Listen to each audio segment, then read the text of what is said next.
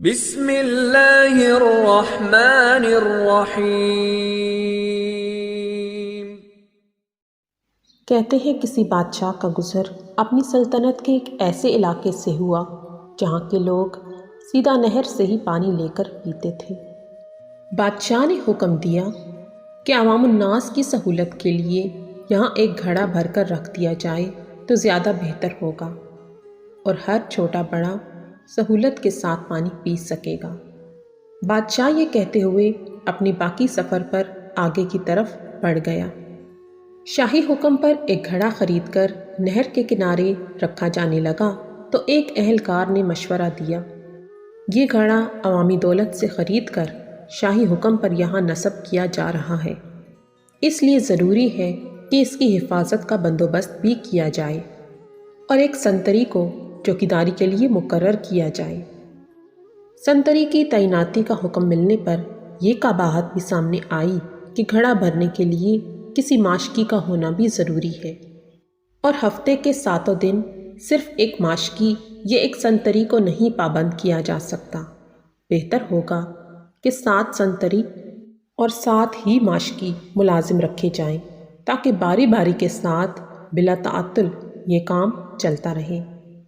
ایک اور محنتی اہلکار نے رائے دی کہ نہر سے گھڑا بھرا ہوا اٹھا کر لانا نہ تو ماشکی کا کام ہے اور نہ ہی سنتری کا۔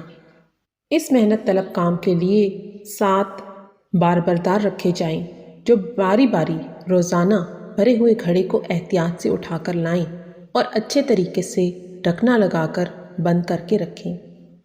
ایک اور دور اندیش مصاحب نے مشورہ دیا کہ اتنے لوگوں کو رکھ کر کام کو منظم طریقے سے چلانے کے لیے ان سب اہلکاروں کا حساب کتاب اور تنخواہوں کا نظام چلانے کے لیے منشی رکھنے ضروری ہوں گے، اکاؤنٹنگ کا ادارہ بنانا ہوگا اور اکاؤنٹنٹ متعین کرنا ہوں گے۔ اب ایک اور ذی فہم و ذی فراست اہلکار نے مشورہ دیا کہ یہ اسی صورت میں ہی یقینی بنایا جا سکتا ہے کہ ہر کام اچھے طریقے سے چل رہا ہو تو ان سارے ماشکیوں، سنتریوں اور باربرداروں سے بہتر طریقے سے کام لینے کے لیے ذاتی معاملات کا ایک شعبہ قائم کرنا پڑے گا۔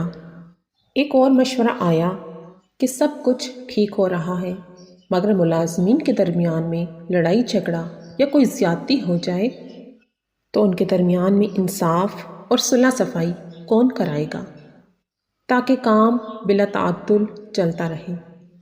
اس لیے میری رائے میں خلاف ورزی کرنے والوں اور اختلاف کرنے والوں کی تفتیش کے لیے ایک قانونی امور کا محکمہ قائم کیا جانا چاہیے۔ اب ان سارے محکموں کے بننے کے بعد ایک صاحب کا یہ مشورہ آیا کہ اس سارے انتظام پر کوئی ہیڈ بھی مقرر ہونا چاہیے اور ایک ڈائریکٹر بھی تعینات کر دیا گیا۔ 1 سال کے بعد حسب روایت بادشاہ کا اپنی رعایا کے دورے کے دوران اس مقام سے گزر ہوا تو اس نے دیکھا کہ نہر کے کنارے کئی کنال رقبے پر ایک عظیم الشان عمارت وجود میں آ چکی ہے، جس پر لگی ہوئی روشنیاں دور سے نظر آ رہی ہیں اور عمارت کا دبدبہ آنکھوں کو خیرہ کر دیتا ہے۔ عمارت کی پیشانی پر نمایاں کر کے وزارت انتظامی امور برائے گھڑا کا بورڈ لگا ہوا ہے۔ بادشاہ اپنے مصاحبین کے ساتھ اندر داخل ہوا تو ایک علیحدہ ہی جہاں پایا۔ عمارت میں کئی کمرے، میٹنگ روم اور دفاتر قائم تھے۔ ایک بڑے سے دفتر میں آرام کرسی پر ایک بہت بڑی میز کے پیچھے سرمئی بالوں والا ایک پروقار معزز شخص بیٹھا ہوا تھا، جس کے پیچھے تختی پر اس کے القابات پروفیسر ڈاکٹر 2 جنگوں کا فاتح فلاں ابن فلاں ڈائریکٹر جنرل برائے معاملات سرکاری گھڑا لکھا ہوا تھا۔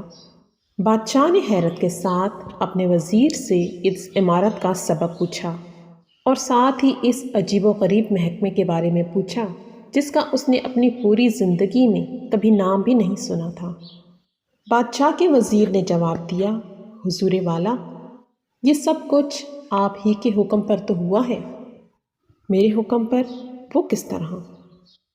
آپ ہی نے تو پچھلے سال عوام الناس کی فلاح اور آسانی کے لیے یہاں پر گھڑا نصب کرنے کا حکم دیا تھا۔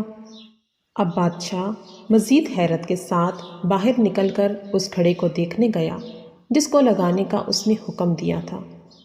بادشاہ نے دیکھا کہ گھڑا نہ صرف خالی اور ٹوٹا ہوا ہے بلکہ اس کے اندر ایک مرا ہوا پرندہ بھی پڑا ہوا ہے، اور گھڑے کے اطراف بے شمار لوگ آرام کرتے اور سوئے ہوئے پڑے ہیں، اور سامنے ایک بڑا بورڈ لگا ہوا ہے جس پر لکھا ہوا تھا گھڑے کی مرمت اور بحالی کے لیے اپنے عطیات جمع کرائیں، من جانب وزارت انتظامی امور برائے گھڑا۔